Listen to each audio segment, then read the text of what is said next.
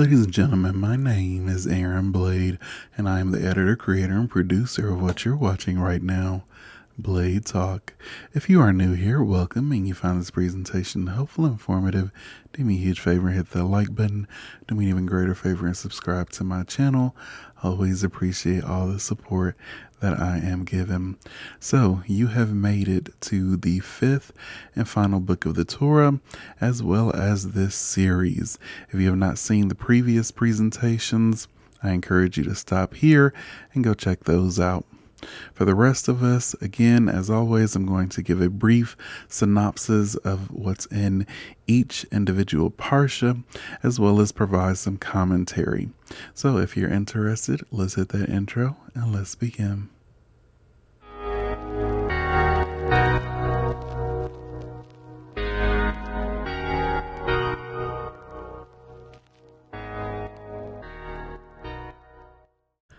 So again, here we are, the book of Deuteronomy. Deuteronomy literally means review of the law, which is what Moses does towards the end of his life to the nation. A lot of this is repeating and going through what the nation has gone through up to this point. Now, the book of Deuteronomy has 11 parshas. And if you remember, Moses is not going to be able to go into the land with us. So Deuteronomy is the last 36 days of Moses' life as he addresses the nation. Now, just to get the timeline down, in the first parsha, we are in the first day of Shavat, which usually falls around February. And the book concludes on the 7th of Adar, on Moses' birthday, when he turns 120. Tradition actually says that when someone passes away on the day they were born, it is a sign that they were righteous. Now, one important fact about Deuteronomy and what separates it from the rest of the Torah is that in Deuteronomy, Moses is speaking directly to the nation. Meaning the other 4 books, God is speaking through Moses to the nation. Here, God speaks to Moses, and later Moses communicates to the nation. This is why the book of Deuteronomy is written in the first person. The book opens with Moses rebuking and criticizing the nation. Then he reviews the initial conquest. So the first thing he does is he gathers everyone together so that no one is missing. The idea is that if someone were missing, they will be able to say, well, I would have answered Moses' rebuke or criticism. So he wants everyone there. And there are 2 major areas of rebuke. The first is that the nation wanted to get the law from the judges and not from Moses. Now, this occurred in the book of Exodus in the 5th parsha, right before the giving of the Torah. In that parsha, Moses' father-in-law, a man named Jethro, sees Moses sitting judging the nation as the nation stands in the long line waiting for their cases to be judged. He says to Moses that this is going to wear out the people, and it's ultimately going to wear out you too. We need to have a more elaborate system where we have tiers of judges, and only the most difficult cases should be judged by you. Now, the nation loves the idea, they praise the idea, but Moses sees this excitement as a way of distancing themselves from him and therefore not getting the proper judgment directly from the source. He rebukes them because he says the closer you are to the source, meaning Torah, the more you get the Torah in its purest form. Now, I want to note that he did agree to choose judges to help him and judge on smaller cases. He criticizes how the nation was overjoyed at the idea, and he felt that they were trying to distance themselves from the Torah. The second area of rebuke is the notorious spies episode, when the nation wanted to send spies to check out the land, which led to the 40-year decree in the desert. Now keep in mind that this is a new generation from that one. Now, in a way, you can see the connection between these two issues because being close to Moses means being close to a man of truth, and your weaknesses are exposed. The same thing is going to the land of Israel, which is a land that will not tolerate immorality. If they continue to sin, they will be expelled from its territory. So these are two intense relationships that the nation did not feel prepared for. Moses, also in Parsha number 1, reviews the initial conquest. He mentions the Amorites, Og, the king of Bashan, and the giving of the territories to the tribes. Parsha number 2, Moses talks about God, the giving of the Torah, and the commandments. Here's where we find the Shema prayer, Shema Yisrael Adonai Eloheinu Adonai Echad. Now, of course, God is all over the Torah, but here we are talking about the relationship that we need to build with God and to seek that connection.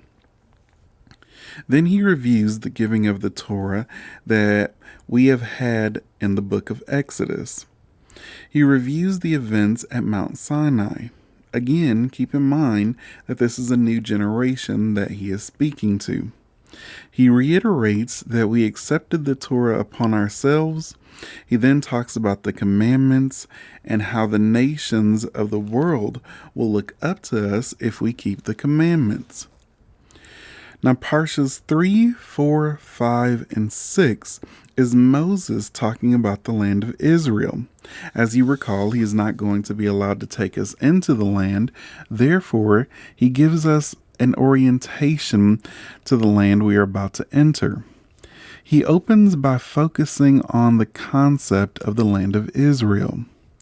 He tells us it is going to be a land of blessing and prosperity if we keep the commandments. He makes sure we understand that this isn't a given. As I stated in my last presentation, lands don't belong to anyone but God. Here, Israel is no exception. It is the land of the Jewish people on a conditional basis. It doesn't mean we can stay on the land without being mindful of our behavior. We can be expelled as well. Moses also reviews the sin of the golden calf. He reminds the people that just 40 days after the Torah was given, we fell by building this idol at the bottom of the mountain when Moses was gone. We fell dramatically, especially in a spiritual sense.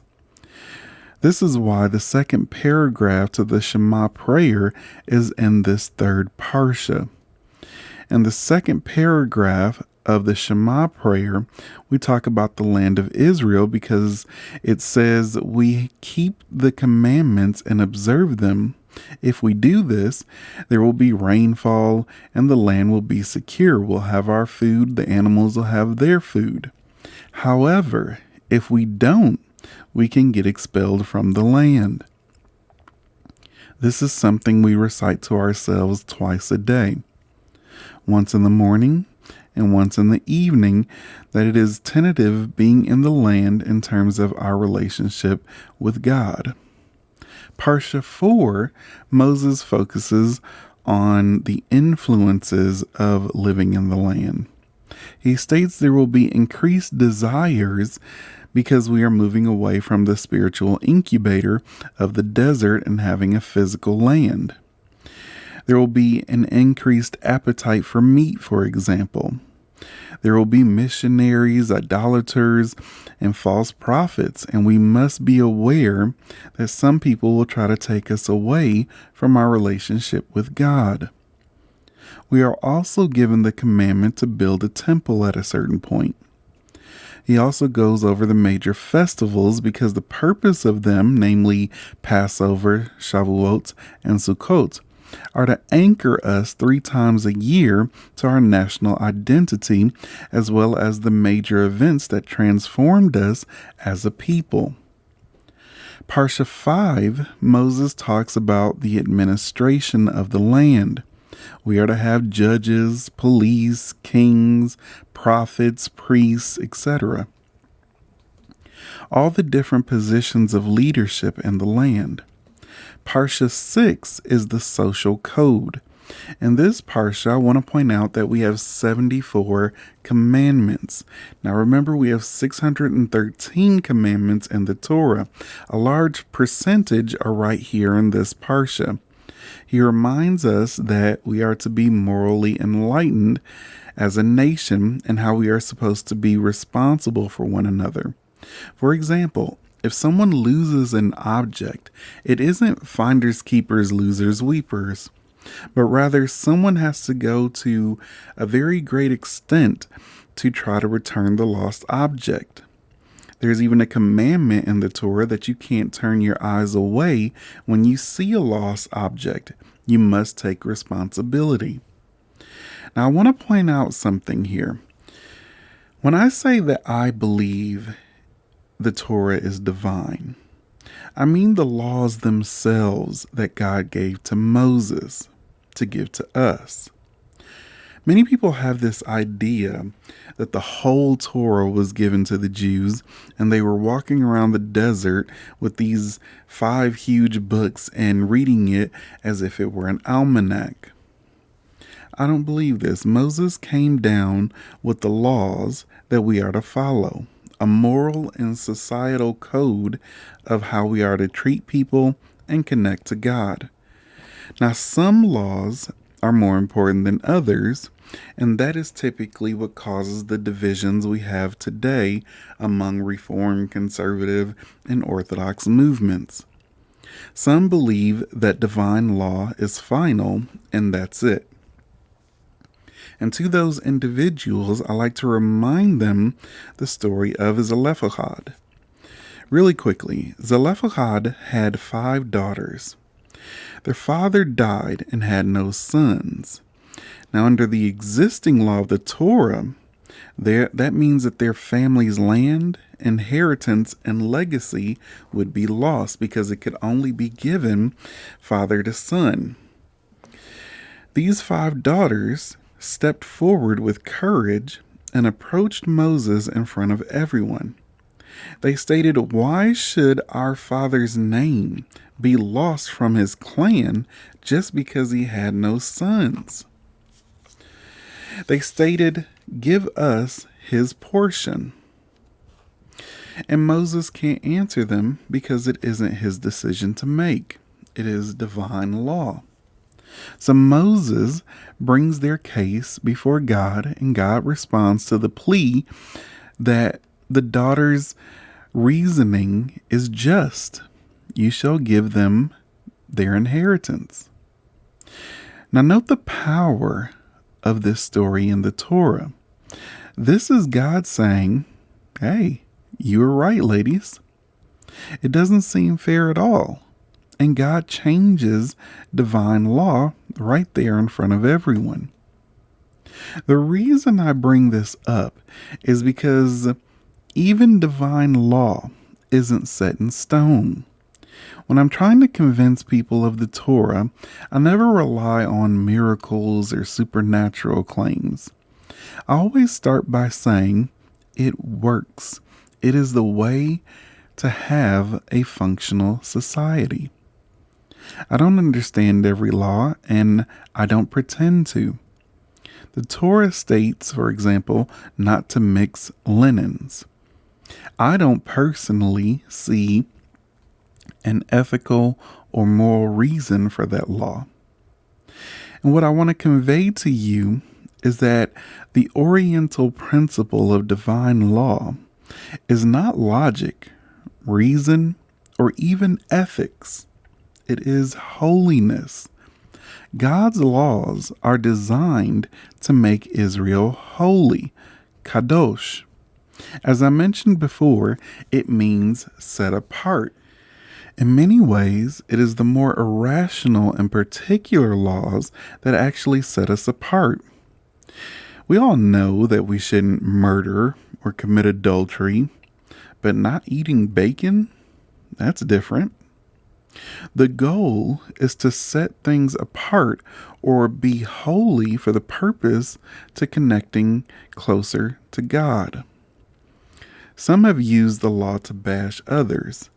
You aren't following this law, so you aren't Jewish. Or you aren't doing Jewish the way that I'm doing Jewish, so you aren't really Jewish. I don't believe that the law was ever intended for that. It isn't supposed to be a weapon that you yield against other Jews. The Talmud actually recounts a 3-year long argument between the house of Hillel and the house of Shammai, famous schools under amazing rabbis. The houses were arguing for 3 years until a heavenly voice proclaims, "These words and these words," speaking of both houses, "are words of the living God." Two irreconcilable truths, both the word of the living God. They say there are 70 faces of Torah, and sometimes getting it quote unquote right isn't the point. It is not about moral relativism. It is a requirement of moral discernment, because the rabbis understood something profound, which is, in matters of human behavior, there isn't always a single truth that can apply in every situation. Mathematics, for example, can have absolute truths. But when it comes to morality, the sages were skeptical of absolutism. Moral questions rarely fit into the neat dichotomy of true or false, good or evil, etc. Often, what is right actually depends on context, time, and the people affected. A law that was just in one generation might become unjust in another. A rule that protected the community in the past might now harm it. The daughters of Zelophehad proved this. The law, God's law, was not good enough for them. Instead of being punished for questioning or pushing back against the law, they are praised. Their moral insight becomes the new law. Now, don't get me wrong, this isn't about a weakness in God's law. This is about God's belief in us. The fact is that God relies on human beings to help refine the law. This responsibility is what makes Jews different and distinct. I want to emphasize that in Judaism, God's greatest success is not when humans obey without question, but when we become God's moral partners and even at times God's critics. See, for example, as I mentioned, Moses standing up to God saying that I won't allow you to wipe out my people. And if you do, then take me out of this book completely. I don't believe that the Torah was given to offer immutable truth. Instead, it was given to invite us into a lifelong engagement of truth seeking. The law wasn't given to us to engage in mindlessly, but rather to engage our minds in questions of justice, goodness, and morality. I believe that when the daughters of Zelophehad came to God, that God smiled, just as a parent does when their child teaches them something. Now, it can be annoying and frustrating, and you have to have a bit of humbleness in you, but in the end, it makes you happy. So I bring this up because many people feel as though the law can't be changed. But again, the daughters of Zelophehad challenged God's law. They went directly to Moses. And my thoughts are that the law was meant to teach us how to have an amazing society. Teaches us how to care for other people. When you have laws such as it's a mitzvah, it's a Jewish law for a man to get married.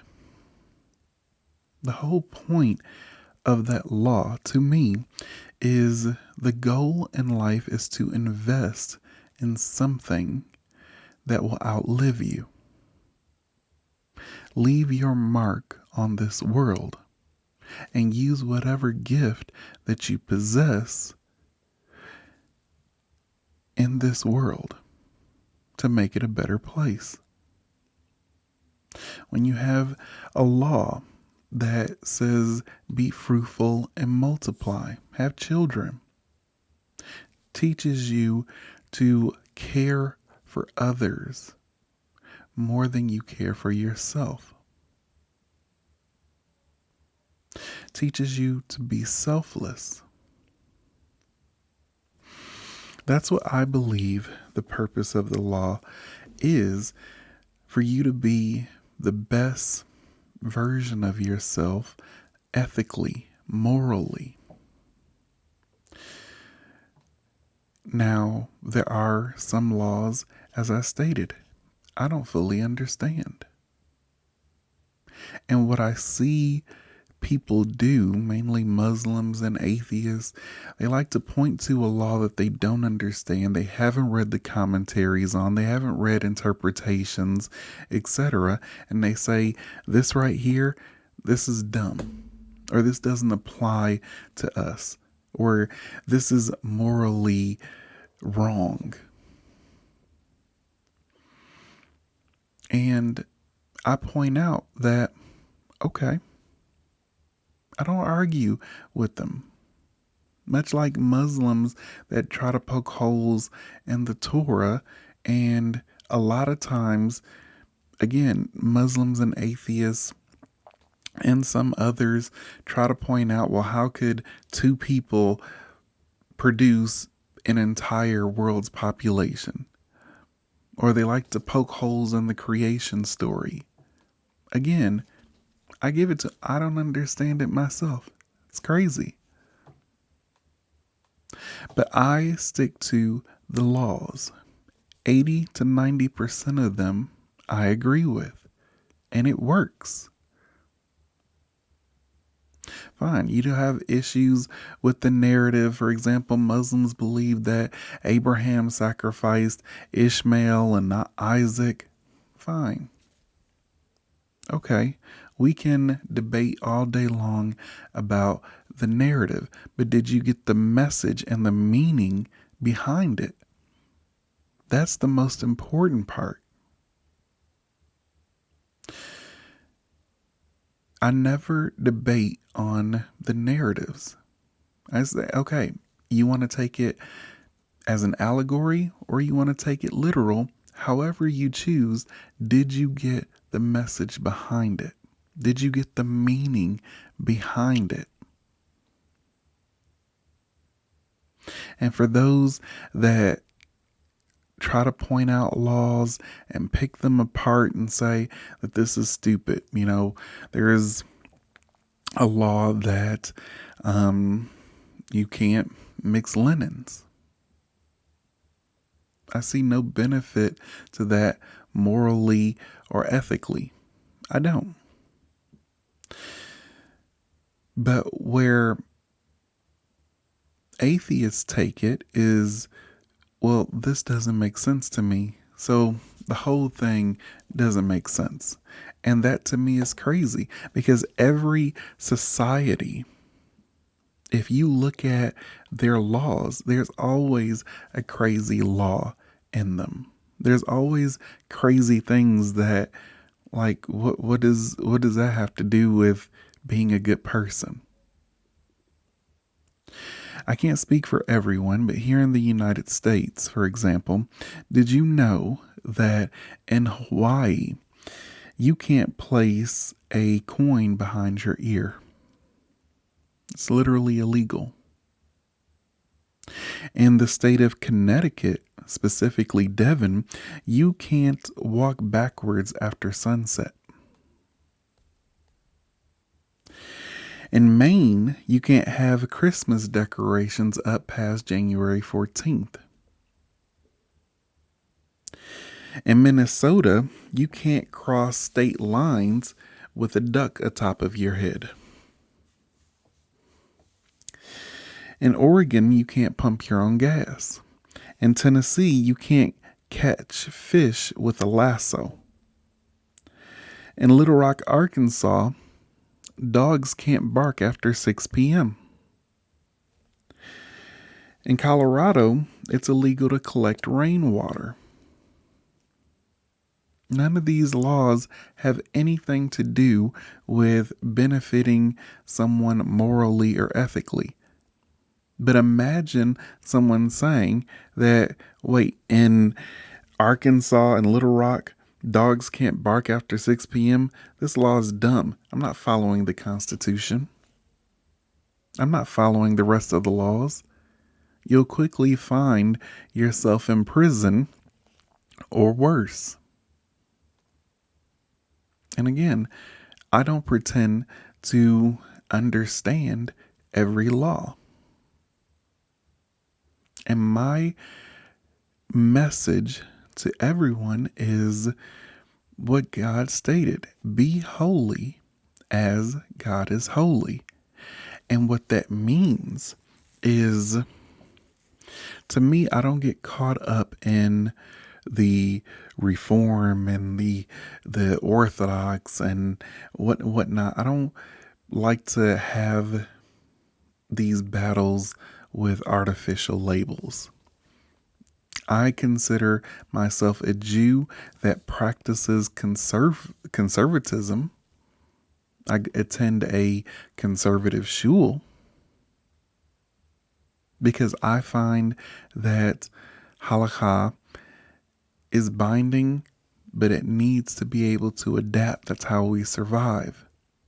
And even as much as the Orthodox try to deny that fact, they had to make some changes as well.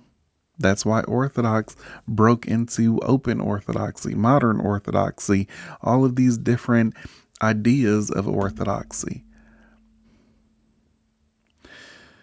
But my thing is that all of us are trying to navigate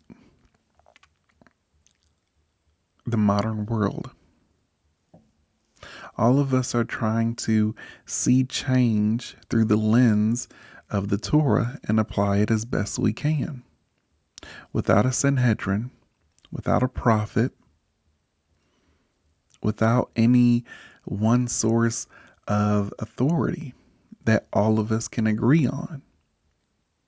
Because even at the time of the Great Sanhedrin, you had Pharisees and Sadducees on it.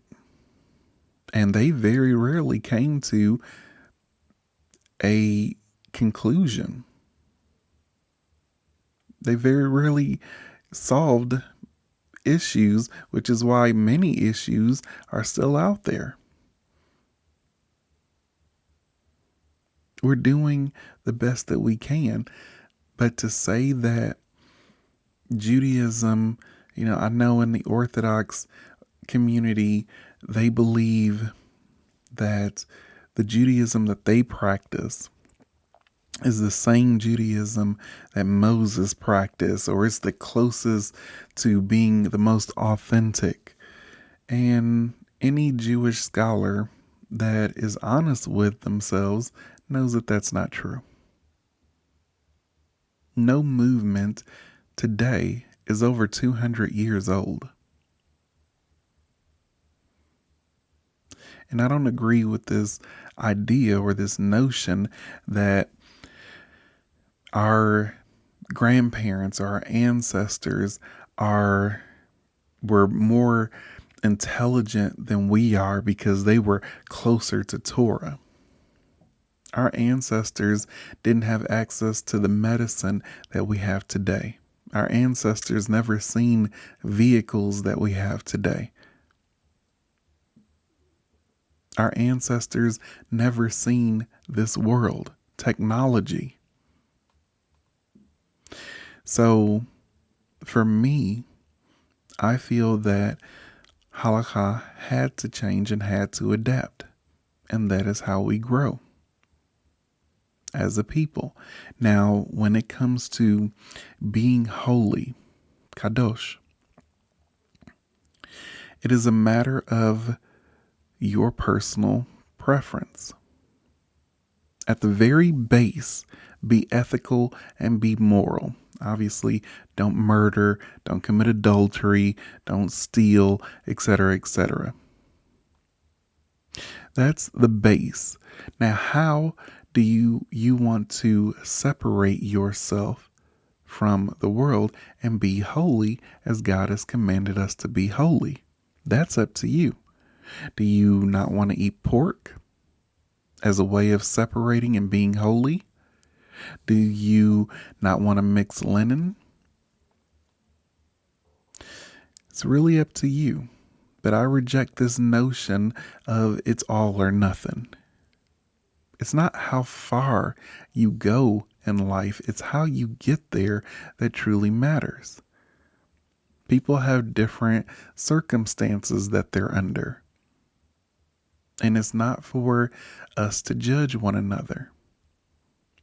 I only say on this platform to try a new mitzvah a year as a way of being more holy, separating yourself. But it's all contingent upon your personal circumstances and what you feel is right.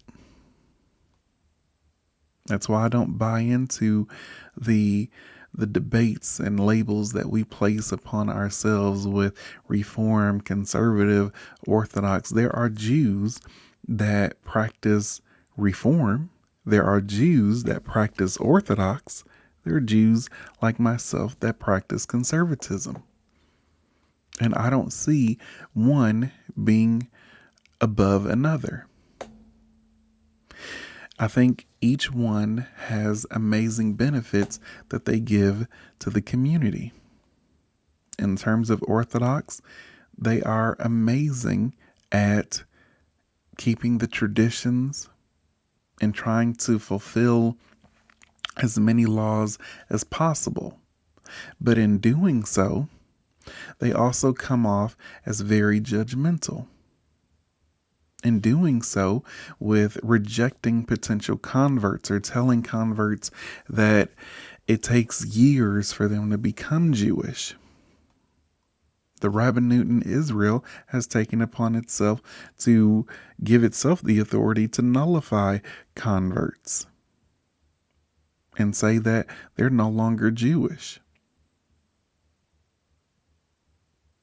Then you have the Reform movement.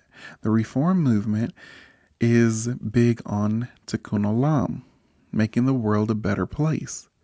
And they do amazing outreach in the community, standing up for social justice, etc.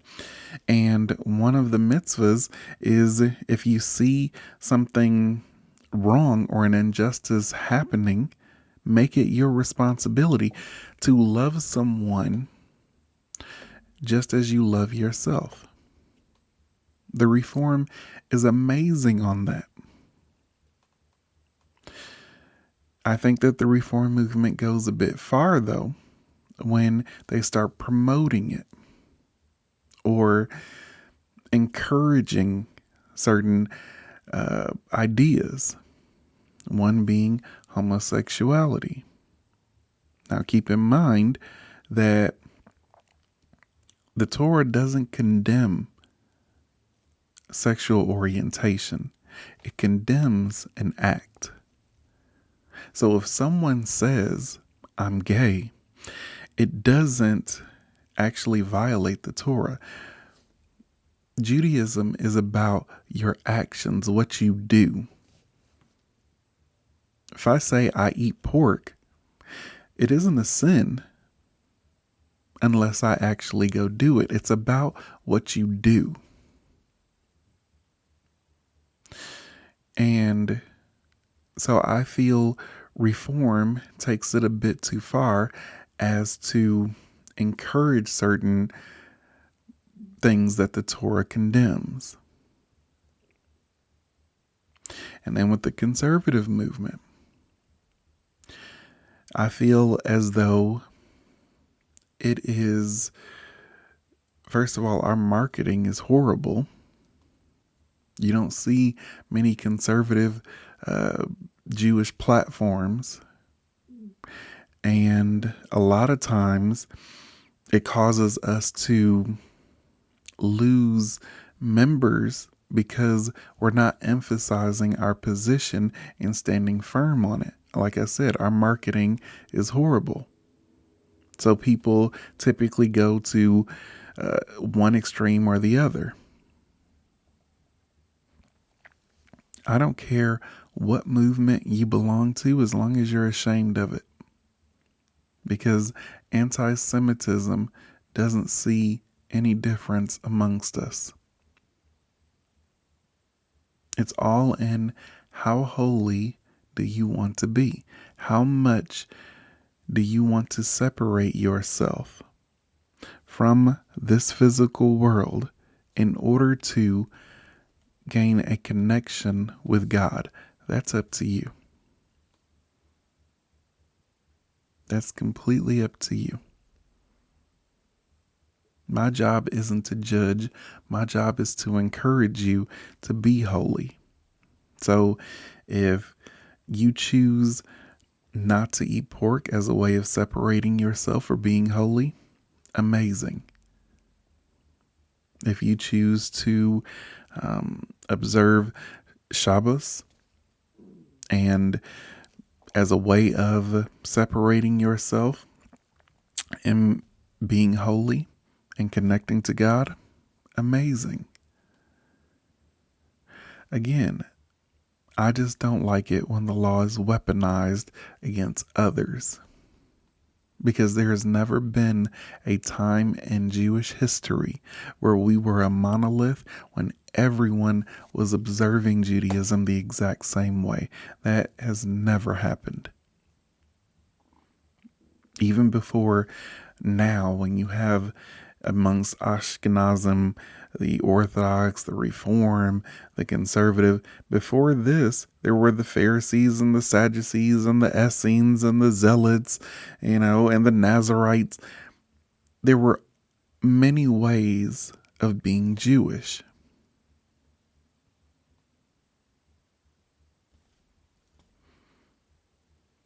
And I see Judaism as an evolving thing, and it's always been that.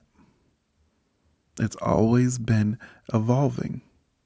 If Moses or anyone came today, he wouldn't recognize the Orthodox, the Reform, no one. But I believe that he would be proud to look at how far we've come, and we're still alive. We're still growing. That's the beauty of it. So I hope that Mashiach comes, reinstates the Sanhedrin, and even the Sanhedrin, I don't believe that is going to be full of Reform Jews or full of Orthodox Jews. And no, it's going to have some Reform and some Conservative and some Orthodox and some secular. It's going to be an invitation to struggle. Yisrael means one who wrestles with God. It's a struggle. And we're all struggling with adapting to modernity in our own way. So don't judge people. Now let's get back to it. Parshas 7, 8, 9, and 10 focus on the covenant that the Jewish people are going to enter when they come into the land of Israel. They would go on to cross the Jordan River miraculously, and they will finally enter the land of Israel. Moses sees that through their excitement It's going to be easy to forget all the fantastic things that happened in the desert and all the miracles. So Moses introduces a final covenant the Jewish people are going to enter, so they realize that their presence in the land is conditional on maintaining their commitment to this covenant. Parsha 7, Moses speaks of blessings and curses. He mentions again that if we adhere to the commandments, then the land will be a peaceful dwelling place. If we don't, then we will encounter many hardships. Now, I want to point out that if you remember in the book of Leviticus, it went over blessings and curses as well. But there's a difference between the two. First, in Deuteronomy, we have double the amount of curses mentioned here as opposed to in Leviticus. Also, in Leviticus, it is God speaking to the Jewish people through Moses giving over the curses. In Deuteronomy, it is Moses speaking in the first person as he shares the curses that God told him prophetically. The other difference is that in Leviticus, we are focusing on a national backsliding, or when the nation as a whole begins to fall in their level of commitment. In Deuteronomy, we are focusing on individuals, meaning even if the nation is maintaining their commitment as a whole, but there are individuals who think that they can get away with doing whatever they want to do, that's not so. We as a nation, down to every individual, have made a commitment to uphold the commandments of the Torah. Not only did the individuals make the commitment on their own to observe the commandments, but they also agreed that every other Jew or their offspring would make sure that they uphold the commandments as well. So there is no such thing as letting anyone fall through the cracks. Parsha 7, actually, tradition teaches the Jewish people turned green in fear after hearing all these curses. Parsha 8, we are told not to worry because there is repentance and we can always change course if we are going the wrong way. It is ultimately about free will. And here we have the famous words in this parsha that God placed before you, life and death, good and evil. Choose life. That is what God wants us to do. Parsha 9, Joshua becomes the leader of the Jewish people. Joshua was primarily the disciple of Moses. He always stood outside Moses' tent serving him. Tradition teaches that more than you can gain from someone from their lessons and lectures, you can gain from being in close proximity to them and absorbing the way that they live their life. That is what Joshua gained from always being in the presence of Moses, even though he wasn't in the same bloodline. Now, what I find fascinating about this is that Moses handpicked his successor that the Jews are to follow. Now, think about other religions for a second and how after the prophet or charismatic leader dies, they very rarely prepare their followers for it or even name a successor. It's like God didn't tell that charismatic cult leader that their time is coming to an end and to choose someone else to lead the people. They leave it for the people to decide, which causes divisions and disorganization. Parsha 10 is the Song of the Covenant. Essentially, this entire covenant is going to be encapsulated into a song which Moses is commanded to teach the Jewish people, and that way, wherever we are throughout our history, whether for good or for bad, when we sing the song, we will understand why things are happening to us. The basic message of the song is that God takes us out of the land of Egypt to a land flowing with milk and honey. Then we take it all for granted. Then we forget why we are there in the first place and our commitments, and eventually we must be exiled from the land. But we are told in the song that we will never be forsaken as God's nation. Eventually, we will be brought back. That is the basic premise of the song. The song is called Azinu. Moses begins by calling the heavens and the earth to be witnesses for the Jewish people on our conduct throughout history, as they will be able to testify whether we are doing good or bad. Okay, the very last Parsha and last section of this series, Parsha 11, is where Moses blesses each tribe. It is the final day of Moses' life, and it's his birthday. Again, it is the 7th day of Adar. Moses gathers each tribal leader in front of him and gives each of them a blessing. Now, we saw this earlier in the book of Genesis. If you recall, at the end of Jacob's life, he blesses all of his sons.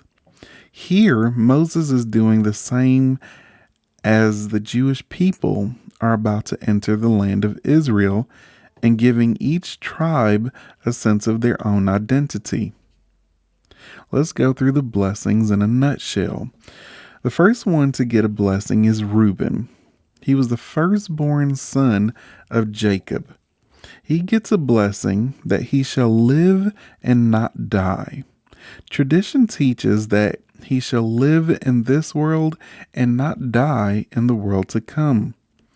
This is because Reuben did something impulsive. So back in the book of Genesis, when Rachel passes away, the sons of Leah assume that their mother will take the next position of prominence.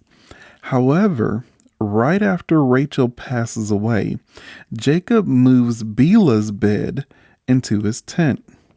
Remember, Bilhah was the maidservant of Rachel. Reuben goes in and takes Bilhah's bed out and moves Leah's bed in. Jacob gets upset, and Reuben loses the status of firstborn because of this. So Moses confirms at this point that the tribe of Reuben should live and not die in the world to come. Judah gets blessed next. The monarchy is going to come from Judah. King David comes from Judah. King Solomon obviously comes from the tribe of Judah. The Messiah will come from the tribe of Judah, etc. Therefore, the armies that they lead shall be victorious in battle. The tribe of Simeon is next. Now, they aren't mentioned in Moses' blessing because of the incident of Baal Peor.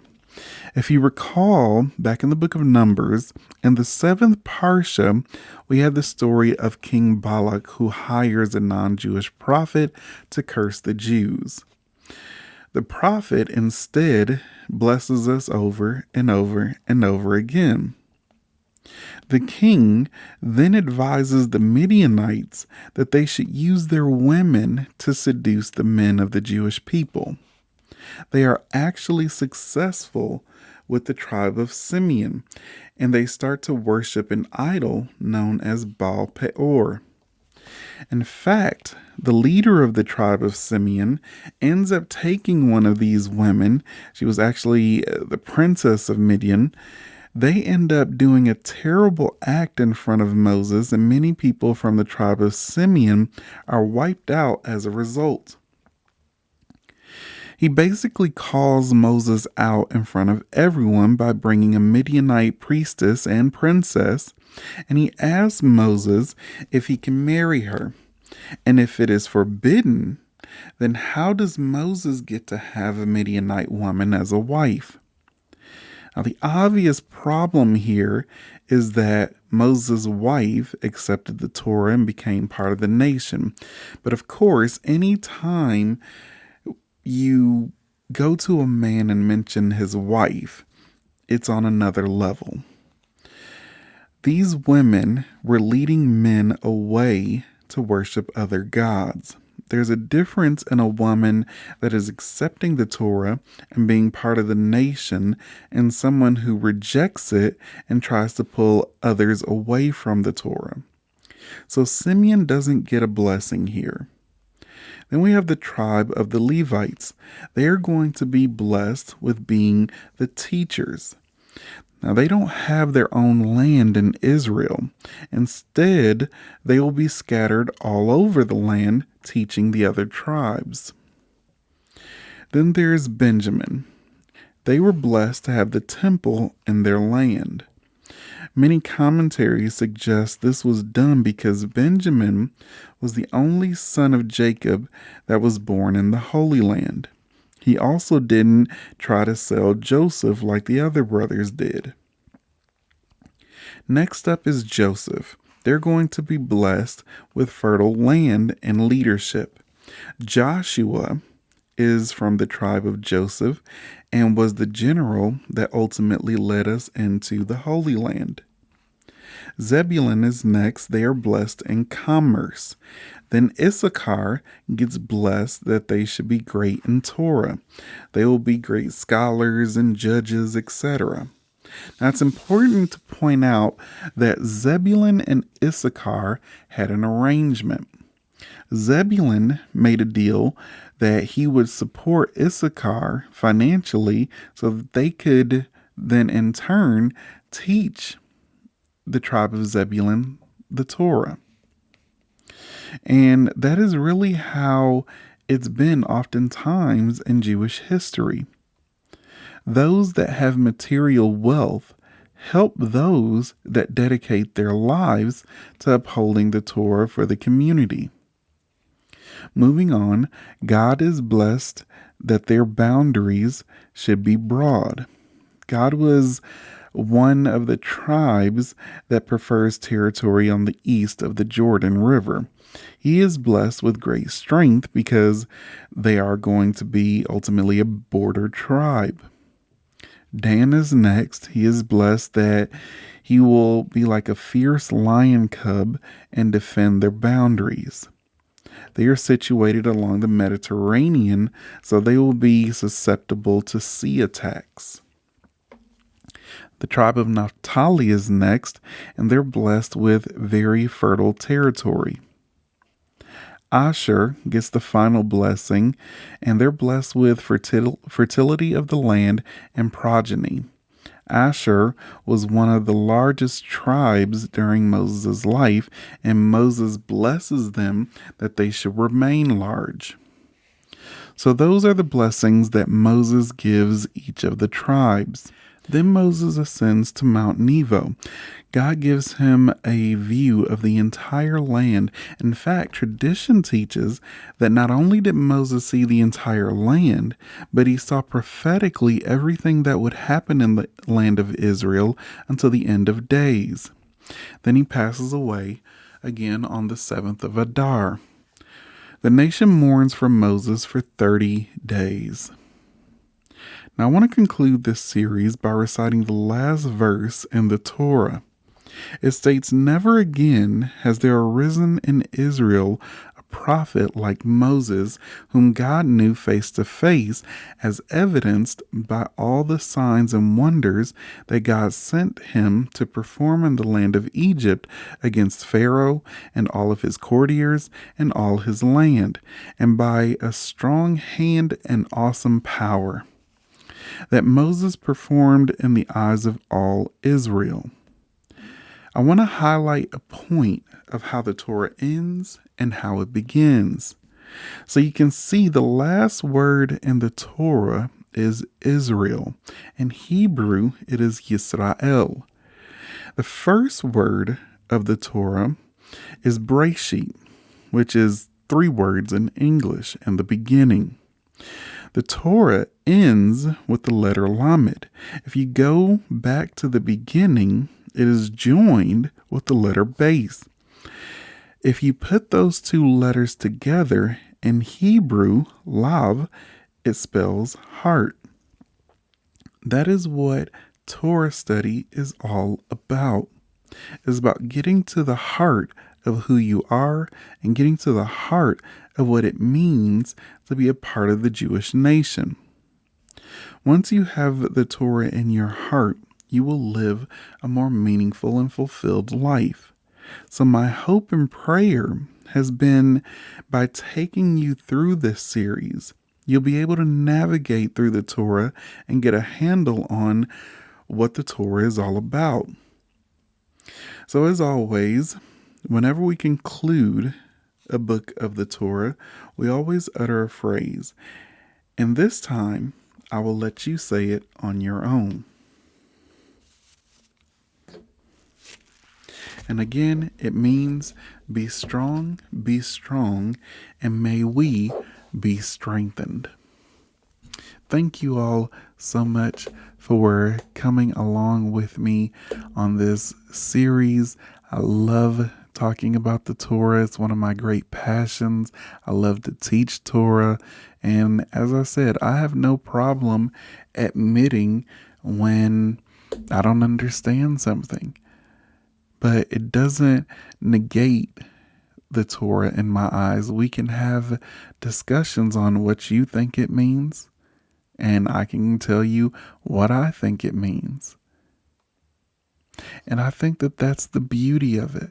We have fun bouncing interpretations and different perspectives off one another. And that's why one of the most important mitzvahs, more important than I believe all others, is to study the Torah. It is such a beautiful book, and again, it's one that works. Anytime I see people criticizing the Torah, the laws, I always challenge them. Give me something better then. Offer me something better. And throughout human history, I have not seen anything better. The Torah lays out how you are to treat people, how you are to conduct yourself, how to run a nation. It's a book that can sustain a functional society. The only other book that I've seen try to establish this societal nation is the Quran in terms of Islam. But we see how that's working out. The women are suffering. They don't have equal rights, etc., etc. And the penalty for leaving Islam is death. So for me, I haven't seen anything better. It is truly a remarkable book. It is a remarkable way to live your life. Follow the Torah. If you are depressed, read the Torah and apply it. If you have anxiety, read the Torah and apply it. That is my message to everyone. It is truly beautiful. And even if you don't understand certain parts of it, get with another Jew or a rabbi, and you can have fun bouncing different ideas off of what you think it means. But the Torah is meant to give us a standard to live by. And I always say, just follow the Torah. I don't care whether you think the Torah was written by man, whether you think it was written by God. All I care about is, are you following it and trying to be the best version of yourself? How holy or set apart are you trying to be from this world in order to gain a connection with God. That's the whole purpose. And that is the greatest pleasure that you'll ever find on this earth. Let's all make this world a better place. Thank you all so much. And I'm thinking about doing a series on Jewish history. So again, make sure you're subscribed. Make sure your notifications are turned on so you know when I dive into that. But that being said, thank you all so much. Again, be good to yourselves, be good to others. And until the next presentation, you all take care.